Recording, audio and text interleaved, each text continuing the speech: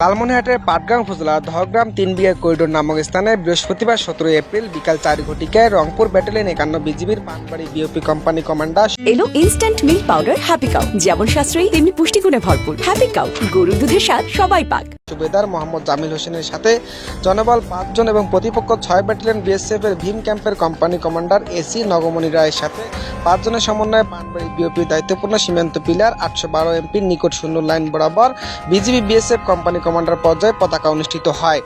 আটক বাংলাদেশি ব্যক্তিরা হলেন সাইফুল ইসলাম 25 পিতা মোহাম্মদ বাতেন গ্রাম বক্সতলা থানা ময়ূরগঞ্জ জেলা কুমিল্লা। অপরজন মোহাম্মদ সাজুদুর রহমান 40 পিতা মৃত নাসিরউদ্দিন গ্রাম জয়রামপুর থানা দামুড়হুরা জেলা এবং চুয়াডাঙ্গা খয়েশ্বরগড় রায় 40 পিতা পার্বনাথ রায় গ্রাম পাটশিরি থানা পঞ্চগড় জেলা।